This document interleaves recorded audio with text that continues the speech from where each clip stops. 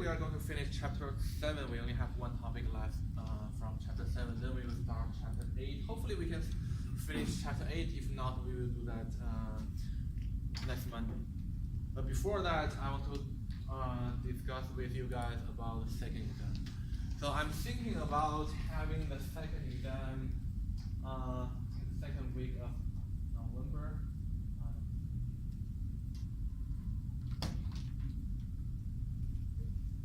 So the first week, the second week, I mean the week of the 12th. So that is the time I want to do the second exam. So the second exam will cover chapter 6, 7, 8, and 10. So if we can finish chapter 8, we will start chapter 10, and we should be able to finish chapter 10 anyway by next week.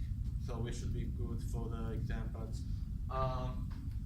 from November the 5th and 9th, I will be in the conference. So we do not have class in this week, but I will record videos of the lectures and post the videos online, so you can watch the videos. But I will be back by the end of the this week, so we can do the exam either on Monday or on Wednesday. So do you guys want to do that Wednesday or Monday? I'd say Wednesday. Okay. So let's do this on Wednesday, 14th. So let's have the second exam on 14th. Let me put it here.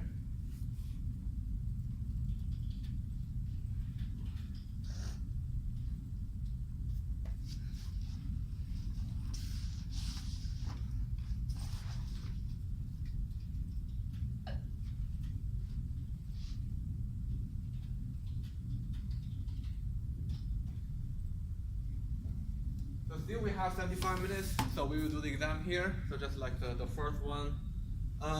Regarding the number of questions and what questions we want to include, I want to get some help from you guys.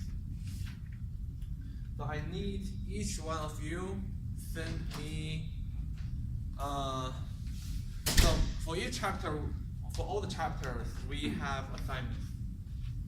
So I need you to tell me which question from the assignment for each chapter you want to include in the exam.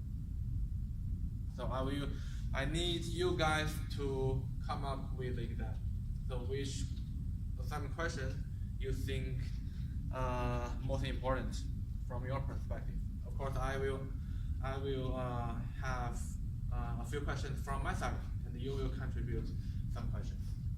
So by the end of next week, we finish all the chapters that we want to cover in the second exam. Then please email me the question number. You pick one question from each chapter. Chapter 6, you pick one. Chapter 7, you pick one. Chapter 8, you pick one. And chapter 10, you pick one. Okay.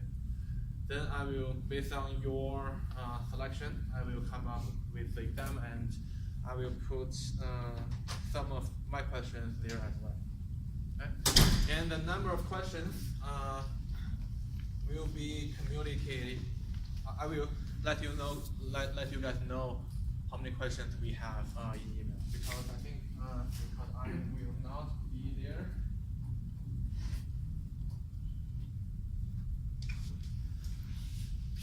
This week, but by the end, so we are here right now, so by the end of next week, we should be able to finish chapter 10.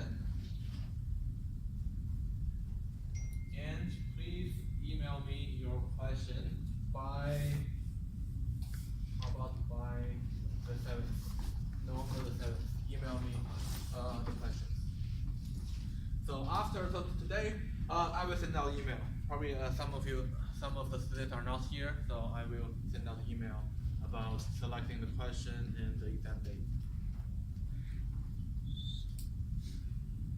So any questions? And still you can have, so in the exam you can use your notes, use the PowerPoint slides, any online resources that are available.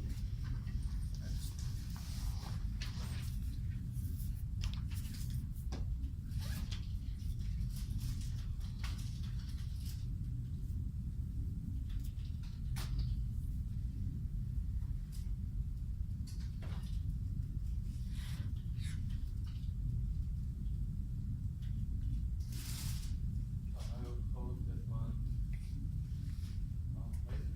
So you will see. I will give more information after I get the question from the.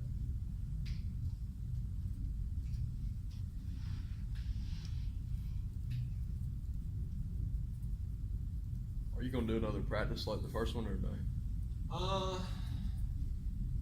Yes, I will do that. Probably it will be.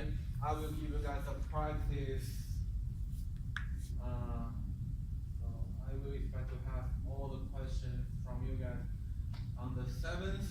I need about 2 days to come up with the exam and practice. Probably I will email you the practice on Saturday or on Sunday, but you still have a few days to work on it. Any other questions?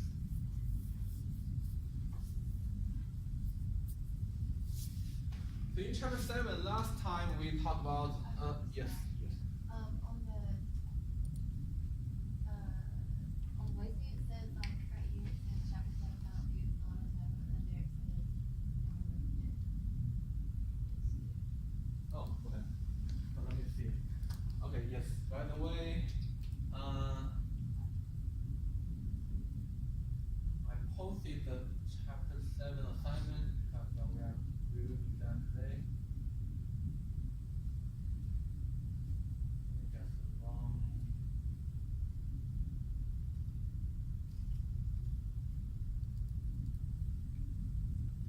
Let's use this one. So in the chapter science assignment, it says the 5th. Let me change it to the 5th.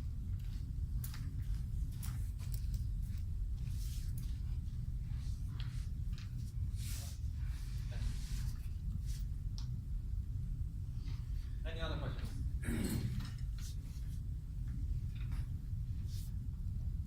So the last model we want to talk about is which involves the interactions between independent variables. So all the models that we have discussed in the last class do not have the interactions. So either x1, x2, those independent variables, or nonlinear quadratic form, x2 square or x1 square, and so on and so forth. We don't have the interactions. But in some applications, we do need to consider the interactions between the independent variables. So for example, there is one Excel file called named Tyler. So if you could you please open the file, the Excel file is called Tyler. It has 3 columns of data.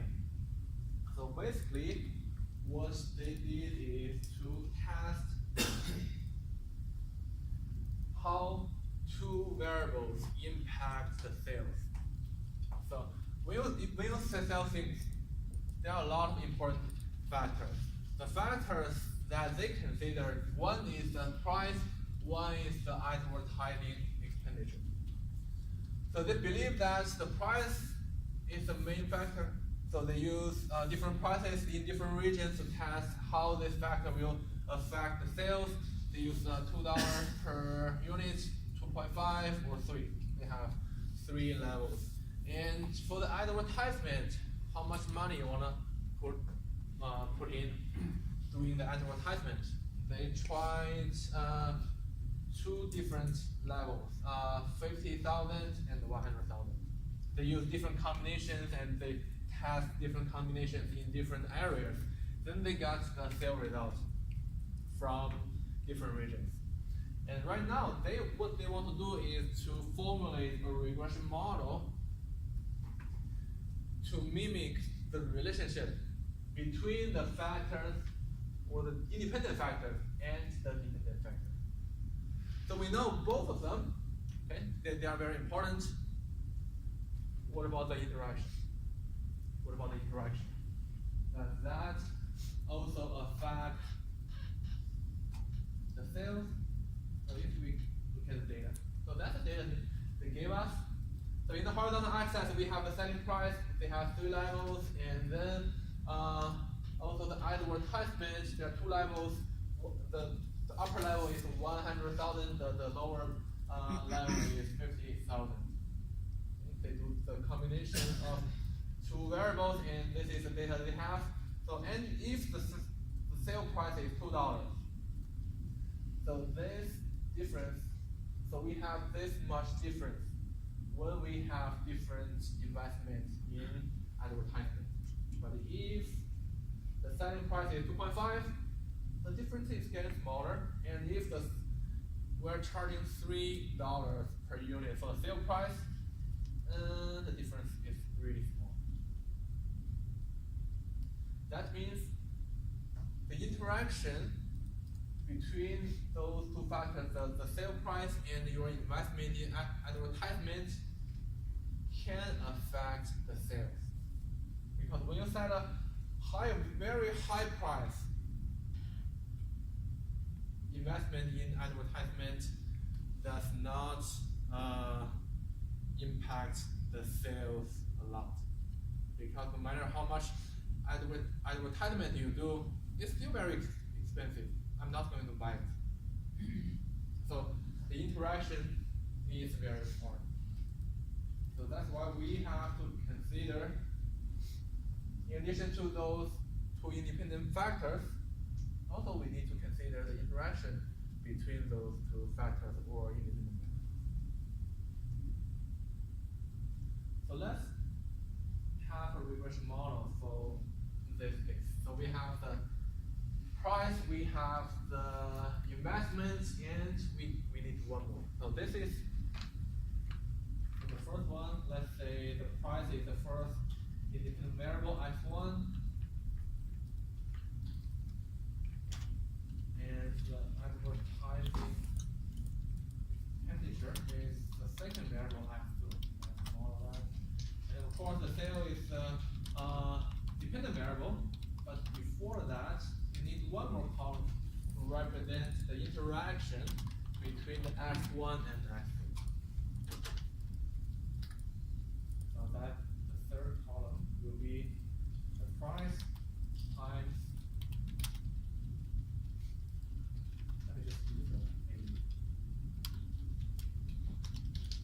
So that's the 3rd variable, which means x1 times x2.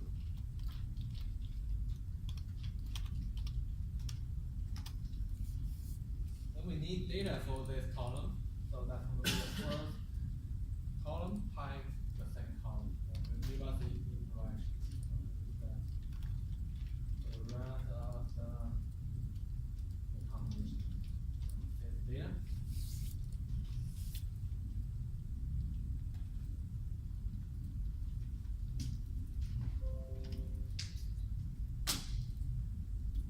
Then let's use the regression function from the Excel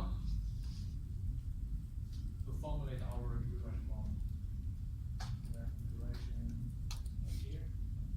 Y is, so this is our Y data. X data we have all of them. And labels, of course, we need residual column. We don't have to use other column. Okay.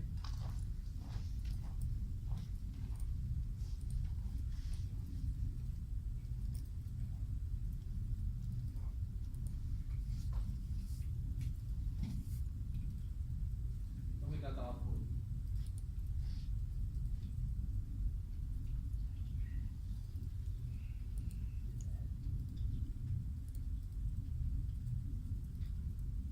Once again, so data, Yeah, that's data analysis, regression,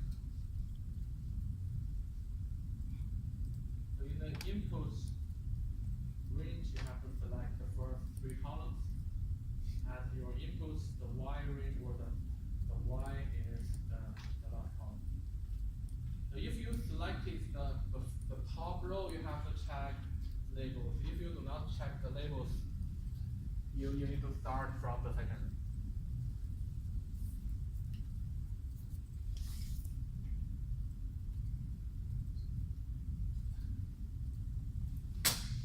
So if you have the output, please take a look at the values, especially the p values.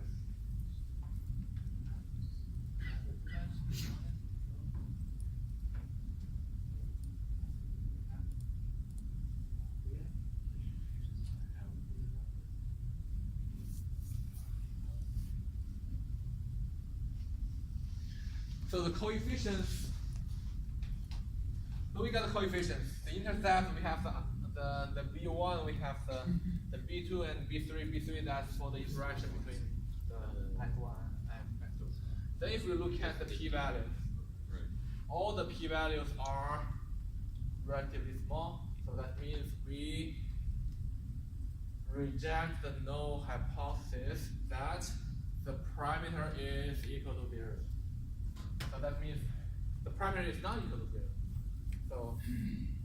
So all the factors that we considered are significant, statistically significant.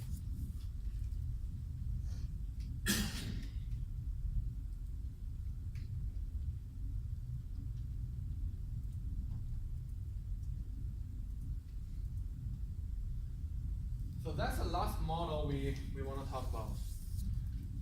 But in real practice, that's going to be your job to determine what model you are going to use. So if you are given this kind of data,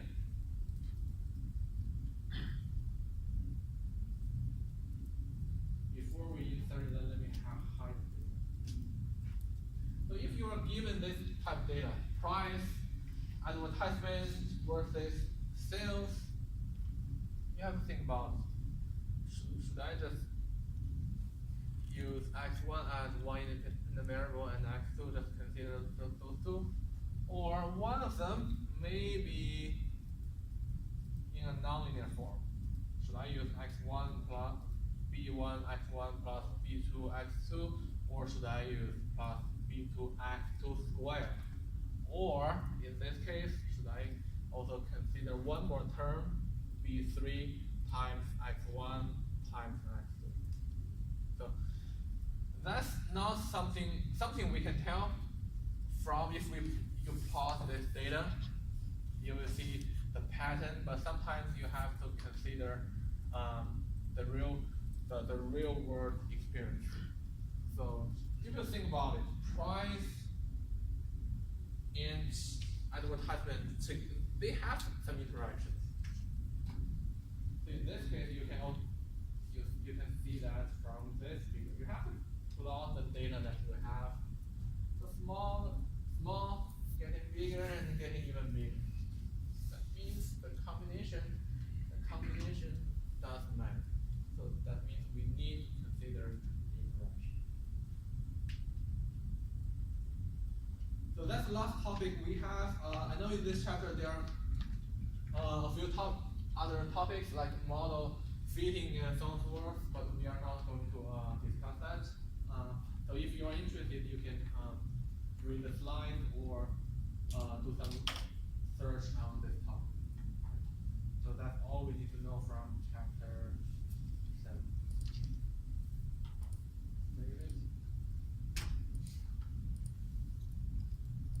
Then let's start chapter 8.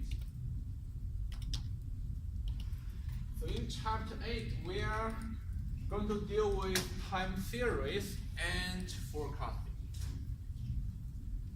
So we are going to discuss some patterns in time series, and then we will discuss how we can use some methods to do forecasting. So let's talk about forecasting methods. So there are two streams of forecasting methods. The first stream is kind of qualitative. The other stream is quantitative. Qualitative methods generally involve the use of experts' opinions. So we have been using this kind of forecasting methods since we were really small. So whenever you have some questions or you wanna do something, you ask your mom, what if I do this? What's gonna happen? Your mommy will tell you this is what will happen. What if I do that? Then you will get a timeout. Okay? So that's as first we go to learn your kids. But in real application, we can also ask experts. You ask your professors, you ask your managers, and so on and so forth. What if I invest in this stock, or I buy this stock? What's going to happen? The other people may tell you, or your manager may tell you, that's not a good idea. The company is not doing well recently, so probably you have to avoid, stay away from this stock. So that's from the experts. So that's a qualitative method, but that's not the method we are going to study in this class. We are going to focus on the second type, quantitative method. We are going to do our forecasting or prediction based on the data. So we need support from the data, past data or historical data. So those data has a lot of things that we can use. So the information has to be quantified. So we know there are quantitative data and categorical data, but categorical data, we can also quantify that data. And it's reasonable to assume that the past, okay, so because we want to do some forecasting, what if the data we have shows it's a chaos? So we want to have some pattern. We want to have some pattern so that we hope that the pattern will happen again in the future. So the market will replicate this pattern in the future and so on and so forth. Then we can do some prediction. What if it's completely chaos? Then probably it's unnecessary to do any forecasting. Anyway, we cannot have the correct forecast if it's a chaos. There's no pattern that we can find. So, but in this content we hope we can have some data, and then we use the data to identify if there's a pattern in the past, and hope that the pattern will be replicated in the future. So that's our assumption. But in most of the cases, it is true. So the modern data collection technologies have enabled individuals, companies, or governments to collect a lot of data to do forecasting or identify what is the cause of this problem, what is the cause of that problem. So they are collecting, everybody is collecting a lot of data, companies, especially companies or businesses, they are collecting a lot of data. So when you travel, when you drive, do you use the navigation GPS or you just use the Google Map? Google Maps. Google Maps? So how many of you are still using the navigation or the GPS? At least sometimes I use that. Because sometimes when you travel to an area, the cell phone signal is not bad, it's very bad, so you have to rely on the GPS. But in most of the cases, if I travel in Valdosta or the city area, I use the Google Map. And sometimes Google Map will show you, okay, 2 miles away from you, there is an accident or there is a congestion. How does Google Map know that? They are collecting data every second. So if you have an iPhone or Android phone, if you turn on the location function, Google knows where you are here, you are there, and so on and so forth. Then based on the data they collected, then they will know how many cars are there in this section of the highway, that section of the highway. And they can also predict your speed. If the speed is really low, almost there, that means there's a congestion there. Then in your GPS, you will see there's a congestion. So the color will be red. So those companies are collecting a lot of data. So time series, because we want to use the past data, so the past data has to depend on different days or different time or minutes and so on and so forth. So time series is a sequence of observations on one single quantitative variable measured at regular time intervals. So it has to be measured every minute, every second, every year, every quarter, and so on and so forth. So that's called time series. So if the behavior of time series data of the past is expected to continue in the future, it can be used as a guide in selecting an appropriate forecasting method. So we hope this pattern will be duplicated so that we can use the historical data to do some forecasting. So what are the patterns there if we talk about time series? The first one is horizontal pattern. So if you plot the data, so you put your time in the x-axis and put your sales in the y-axis, then you find out, okay, your sales is kind of horizontal or parallel with your x-axis. That means that is horizontal pattern. It does not increase, it does not decrease. It's kind of parallel with your x-axis. So that's called horizontal pattern. So what is the stationary time series? Two things we have to know. One is that it must have a constant mean. So constant mean is the mean doesn't change. It's not like in the first 3 years the mean is over there. The next 3 years the mean is there. That's not constant. So it has to be one single mean. And the next one is the variance. If you look at the variance, so of course we are going to have some variance in our data if we plot our data in the plot, but it has to be constant over time. So if you have the data in the first 3 years, the fluctuation is really small. In the next 3 years, the fluctuation is really large. That's not stationary. So it has to be constant all the time. Then we can call it a stationary time series. So if you look at this data, I uploaded a few Excel files on Blazeview, but we don't have to work on it right now. This is the one we have from one of the Excel files. It's the gas sales. So they put here's their data.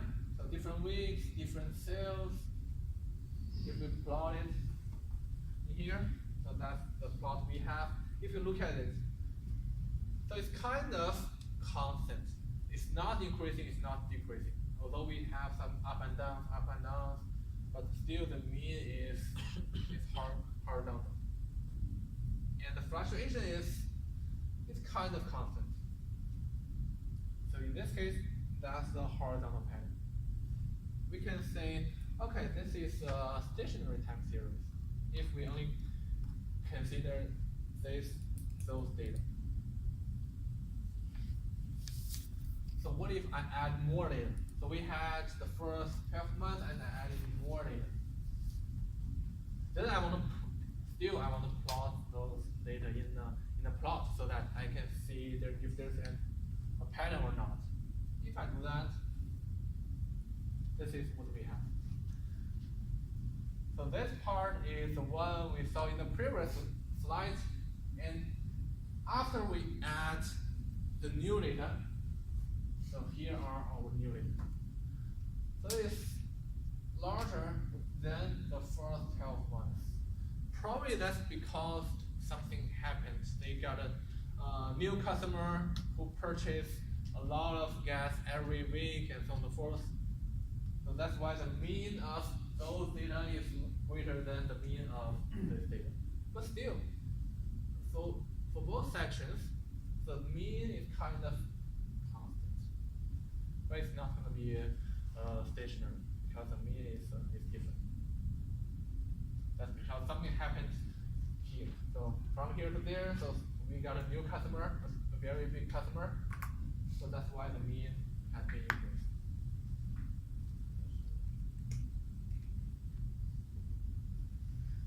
What if the data or the value is increasing or decreasing? So that's called trend pattern. A trend pattern shows gradual shifts. So could be the data could be increasing or decreasing. So if you look at real applications, there are many factors that can make this trend pattern. So population increases or decreases, shifting demographic characteristics of the population, technology improvements, and so on and so forth. So if we consider, if we plot the price of a dozen of eggs, so for every year, so from 2000 to 2008, so let's get the average price for a dozen of eggs. So we assume that the price is gradually increasing. Although I don't know exactly what price of the eggs in 2000, but I'm sure it's going to be lower than what we have right now. So what is the reason for this increasing? So probably inflation. Probably inflation. And your salary. The salary is supposed to be increasing. So that's what I can say. So the salary is supposed to be increasing, but sometimes we do not get increase. But anyway, because of the inflation, the salary should keep increasing to cover the inflation. And there are a lot of factors. So technology improvement, so your efficiency should be increasing. That means your manufacturing cost will be decreasing, so the total cost should be decreasing. So that kind of patterns are called trend patterns. So if we look at one more example, the bicycle sales. So we got 10 years of data. So for each year we have the total sales. So if we plot this data into this figure, it has up and downs. The first year, second year is increasing, then the fourth year, I don't know what happened. It was down a lot, and then it's going back, and we have some fluctuations. But if we consider the long term, the trend is increasing. Although we have up and down, but the long term trend is increasing.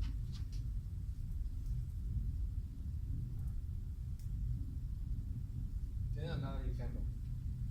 Cholesterol drug revenue. So we got 10 years of data. We have the revenue. We want to plot that. It's increasing. And the increasing, this pattern doesn't have to be linear. Sometimes it's linear, but sometimes it's not. It's non-linear. So probably this one, it looks like linear, but I don't think it's completely linear. We could consider non-linear, like the exponential curve and so forth, but we have to analyze the data. So that's an increasing pattern. So seasonality. So that's a very important characteristic that we have to include. So seasonality pattern. So a lot of sales are seasonal. If you go to Walmart, there's one shelf. I think that the label is a seasonal, something like that. So a lot of sales are seasonal. So for example, bathing suits. So that's seasonal. Or what else do we have for seasonal pattern? Ice cream. So probably ice cream. So during the summer, or beer, or like a soft drink. So those things are seasonal. During the summer, we consume a lot of ice cream, beer, and Coke, and so on and so forth. But during the winter, still some people have ice cream, but not that many. So that's seasonal. Then we have to plot the data again. We plot the data, and then we see the pattern. Or the daily traffic. It doesn't have to be monthly behavior or annual behavior. It can be happening in one day. So if we look at the traffic volume, in the morning before between 7 and let's say 8:30. There's a lot of traffic there. And then after 4 until 6 or 5:50, there's a lot of traffic there. So there's a seasonality there. It doesn't have to be a real season, but during one period, you can see seasonality. So umbrella sales. So we got a lot of data. We have different years, and what they did is to have quarterly data. First quarter, the second, third, fourth, and then they put all the things together. So if you just look at the data, so let's look at the first year, 125 for the first quarter, second quarter 153, and then third one it goes down a little bit, and then the fourth one it goes down even further. And then the second year of the fourth quarter is increased. Okay, but still the second quarter we got the largest number of sales, 161, and then it goes down, so that we can see a seasonality. So for all the years, the second quarter has the largest sale, and then it goes down, then it goes back, goes down, goes back, and so on and so forth. So that's kind of seasonality. Directly looking at the data, we can identify the pattern, but if we plot it, it's even better. So goes up, down, down, down, goes up again, and so on and so forth. So we have this seasonality. But if you look at the mean, we do know there's a seasonality there, but if you look at the mean is kind of constant. It's not increasing, it's not decreasing.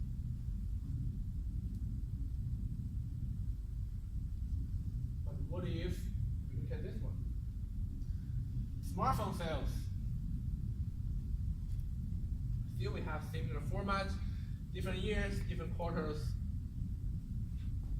We have the seasonality there, so if we plot it, the plot is like this. We do see seasonalities, but if you put if you want to see the mean is kind of increasing. It's kind of increasing. So that means that company or that smartphone brand is getting more and more market share. Although there is seasonality there, we know the smartphone sales should be seasonal. Whenever, let's use the iPhone. Whenever iPhone has a new release, the sales is going up. Then probably after like 2 months, it's gradually going down. So that's why they have to keep releasing new iPhones. Then it go up and down. So that's a pattern. But if iPhone is doing great, so we should be seeing this pattern.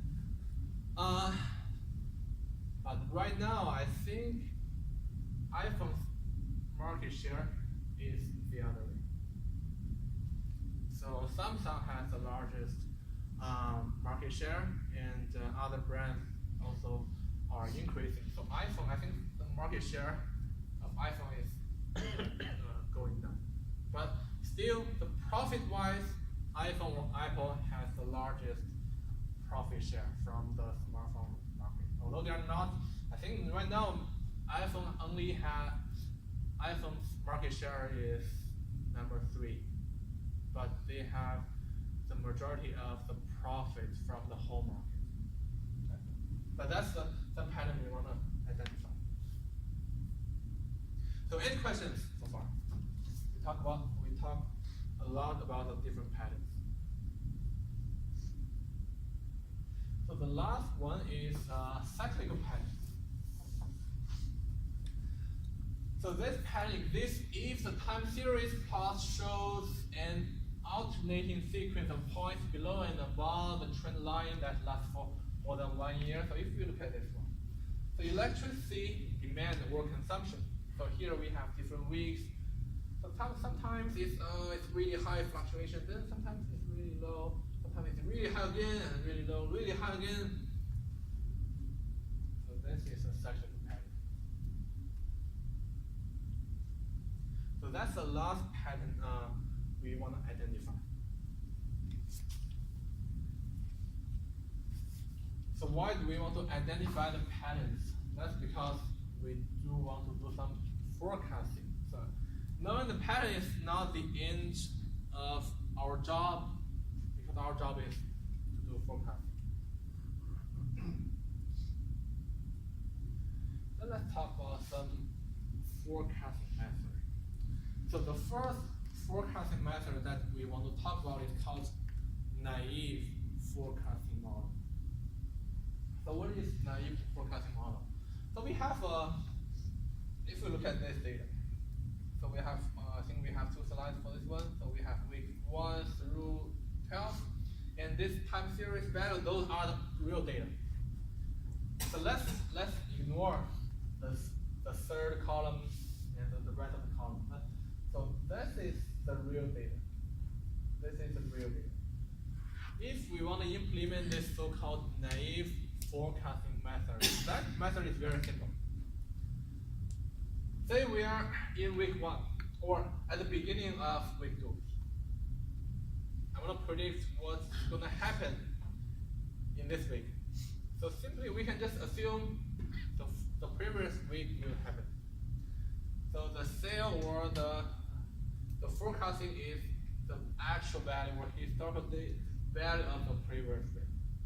So if the value is 17 in the first week, we assume that we forecast that, so we will have 17 for the second week.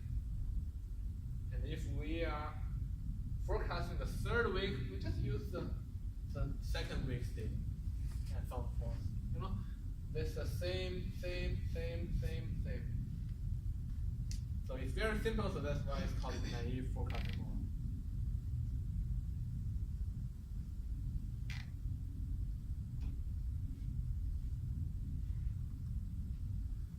So that's called naive forecasting model. So using the most recent data to predict the future. Wait, that's a good forecasting method. So in many cases, it's not the best model that we can select. So how do we select one method or one model over the other one? Then we have to have some measurements. So when we do forecasting, we want to minimize the error or the forecasting error. We want to be accurate. So there are some measurements we can do. So forecast error, so that's one thing. And then we have other things. We talk about the means of different types of errors, the mean forecast errors, mean absolute errors, squared error, absolute percentage errors, and so forth. Let's talk about those errors. So first error, so that's very simple. So the error is equal to the actual value and your predicted value. So it's like the residual that we learned in the previous chapter. So what's the difference between the actual one and your forecasting? So that's a forecast error. But that can only tell us the error for 1 week or 1 year or 1 day. What about you do the forecasting for multiple periods? Then let's talk about the mean. So the first mean is the mean forecast error. So what we do for this mean forecast error is to add up all the errors in those periods, then divide this number or divide the summation by the number of periods we have. We add up all the errors together, then calculate the mean. It's also not complicated. So that's called mean forecast error, MFE. Well, sometimes we overestimated the value. Sometimes we underestimated the value. If we add them together, that means they will just cancel out.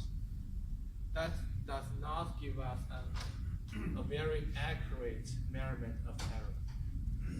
Then let's add the absolute values of the errors together. So no matter in there, the forecast error is negative, positive, it doesn't matter. I only need the absolute value. Then we add up those together, then calculate the average. So that's the second measurement. And the third one is mean squared error. So instead of taking the absolute value, I just square it. If I square it, it's going to be positive. Then I take the average. So the third one and the last one is the mean absolute percentage error. So the error of each term or each period each year is going to be divided by the actual data. So why do we have to do that?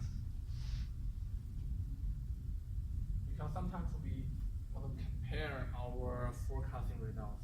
So everyone, let's say everyone is doing forecasting.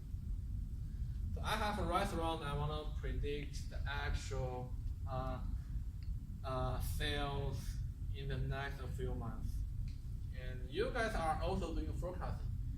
And you are forecasting the US GDP, the United States GDP in the next few months.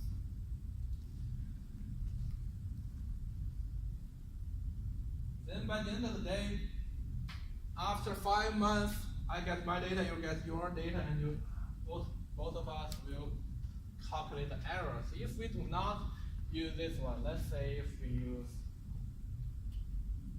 one of those. So probably your error would be a few billion. So my error could be, say, a few thousand. So your error forecasting error is huge compared to mine. Does that mean you did a bad job? So because you guys are forecasting the GDP. So what is the scale of the United States GDP? So it's huge, right? So number one in the world is so many billions. So that means your forecasting error could be in billions. And I have a restaurant. So the daily or the monthly revenue or profit could be just at most 100,000 or something else. Then my error could be like a few thousand.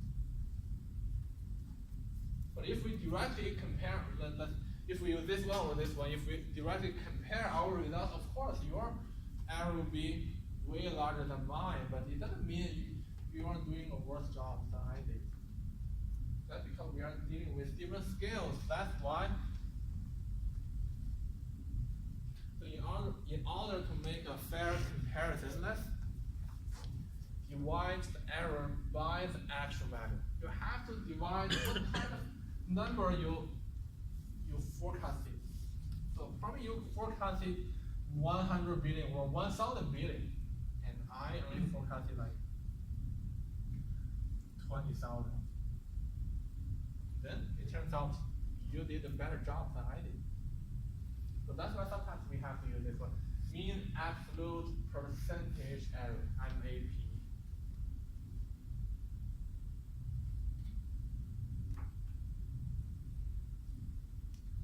So next, the first one, the first forecasting method we discussed is called naive. We just assume that what happened in the most recent period will happen in this period. The second one is that we use all the historical data and we take the average as the forecasted value for my current period or for my next period. So using the average of all the historical data as a forecast for the next period. So if I want to do the forecasting for week 2, I only have 1 week for week 2, so I just use this one. If I want to do the forecasting for week 3, I have 2 weeks before week 3, so I just take the average of those 2 as the forecasted value. And for the 5, I got this. I got 4 numbers and take average of the 4 as the forecasting for this week. So that's the second method.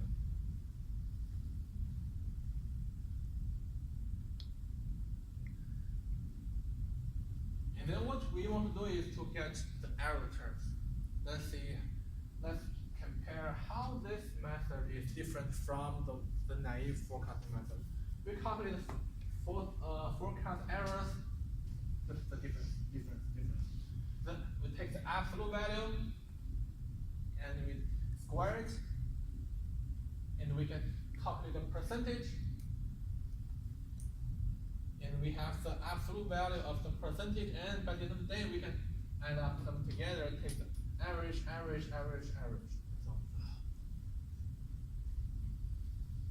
we have the total. Then the next job is to take the average, and if we put those values together.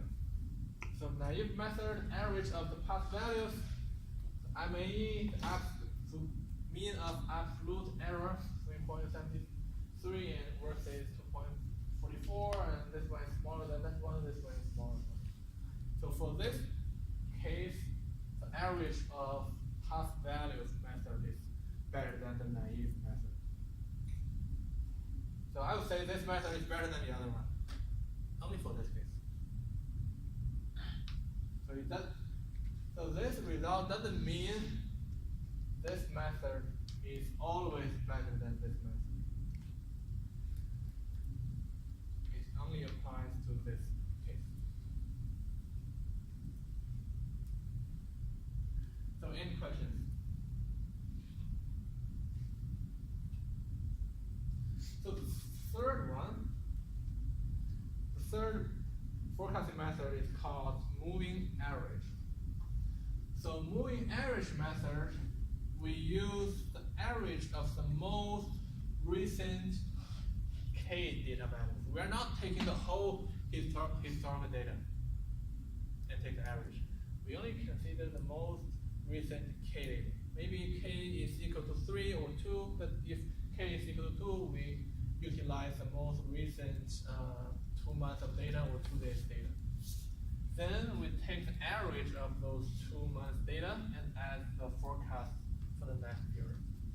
So if you look at this equation, sum up over most recent K data values. If we have 2, most recent K is equal to 2, we add up those 2 and over 2. So that's the equation, and this is our forecasted value, and YT is the actual value of the time series in period T, and K is the number of periods we want to compute. So basically that's a simpler version of taking all the historical data.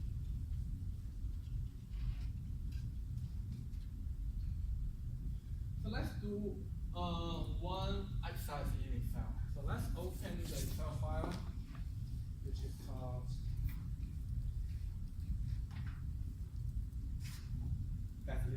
So it's under chapter 8 folder. So let's download the Excel file called Gasoline.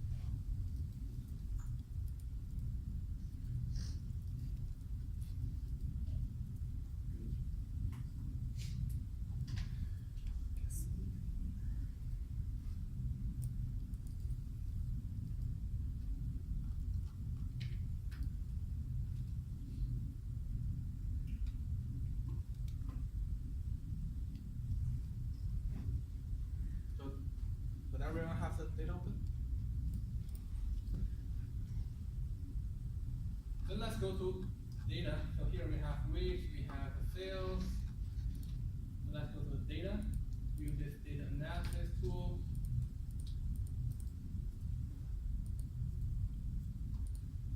And then let's look for something called moving average. So let's select something called moving average.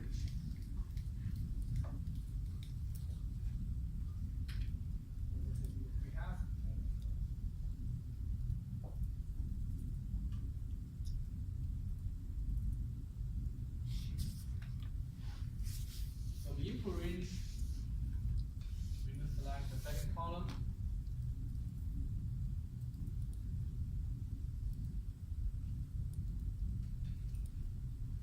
Because I selected the first row, I need to check the labels in the first row.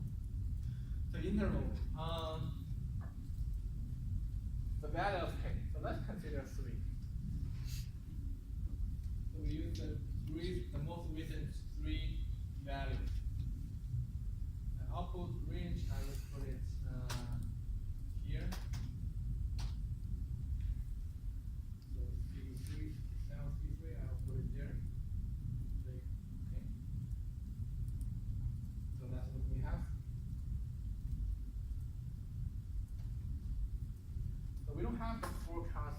to the second week and third week, because we don't have enough data.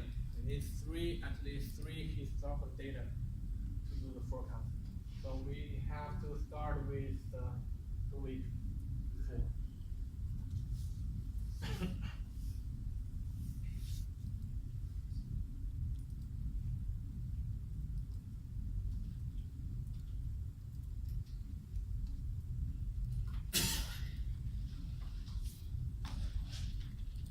So that column will give us the predicted sales.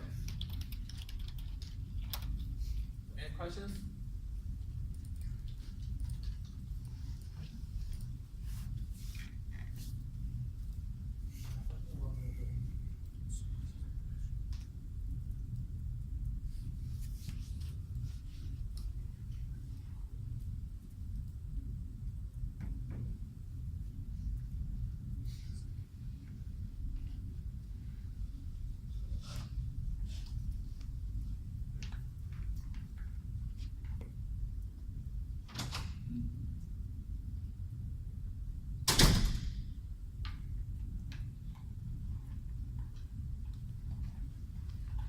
So that's the moving average. Let's save data.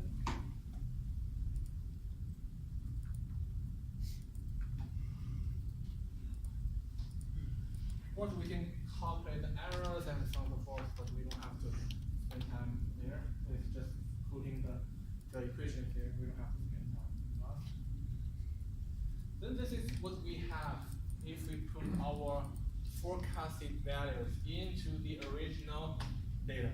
So the blue ones are the actual data, and the black curve or the black line is the forecasted value.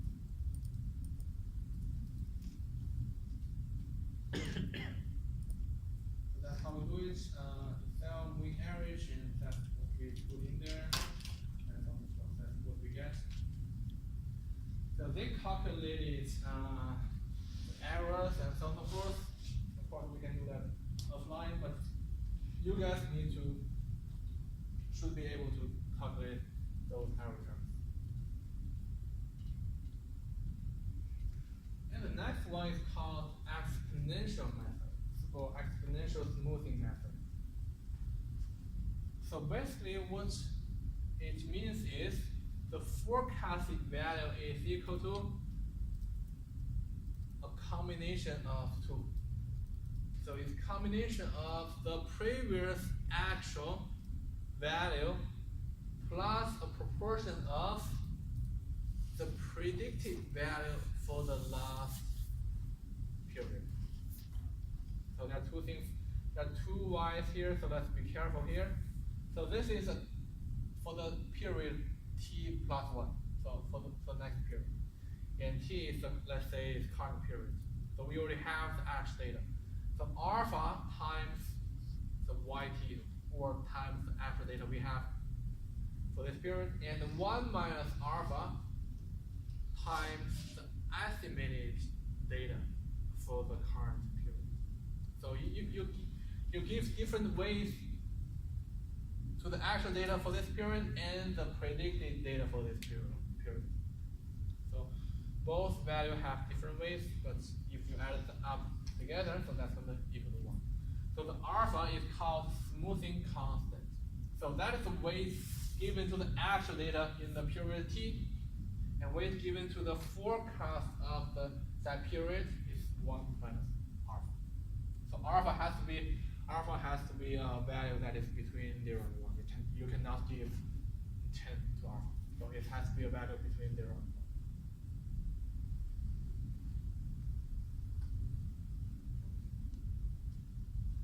So any questions on this formula?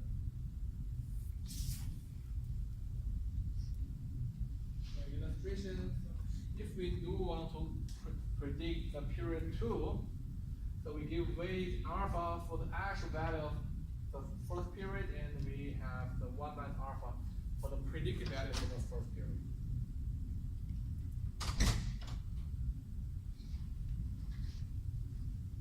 And then let's use this one to do some forecasting.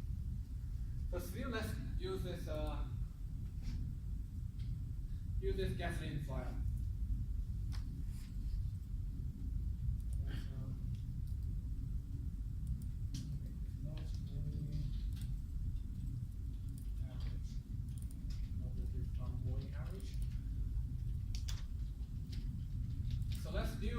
to the data analysis.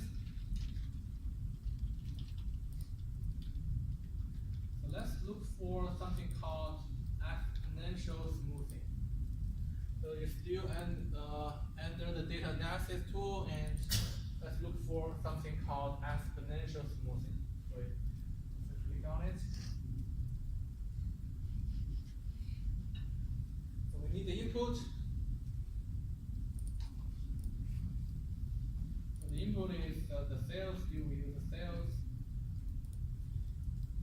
And the next one is called damping factor. So damping factor is, so when we were talking about the exponential smoothing, we had alpha.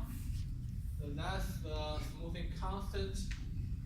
But this in Excel, this damping factor is equal to 1 minus alpha. So let's select alpha is equal to 0.2. Then the damping factor will be 1 minus 0.2, which is 0.8. So let's be careful, let's not put alpha there. Let's put 1 minus alpha there. So that if the alpha is 0.2, that's going to be 0.8. I have to check that label.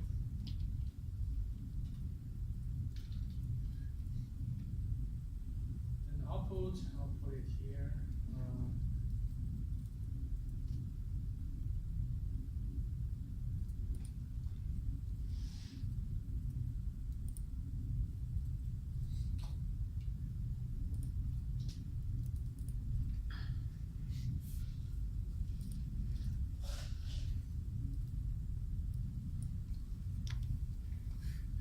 So you will get predicted values. So any questions? We have to use the 1 minus alpha as the damping factor.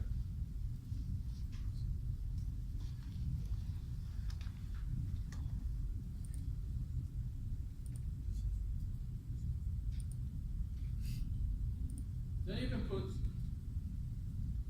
this one in the actual plot.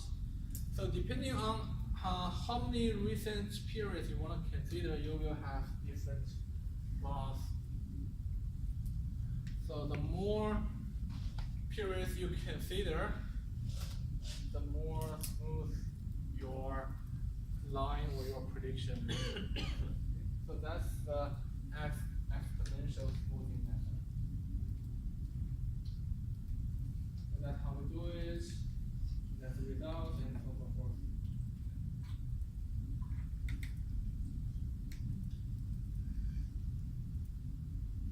So that's all the contents we need to cover today. We learned a few forecasting methods. So what I need from you to submit is the gasoline file. So the gasoline file should have 2 columns for prediction. Let me create a folder in Lakeview.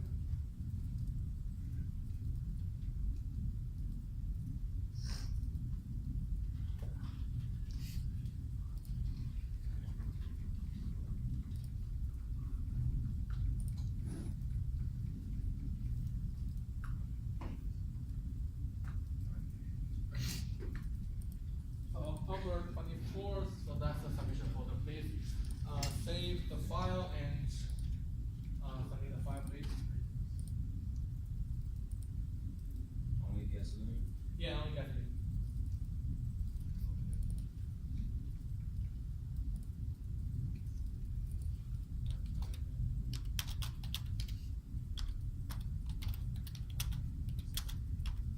So please save the file Tyler from the previous chapter, because when you prepare for the exam, you may need to use it.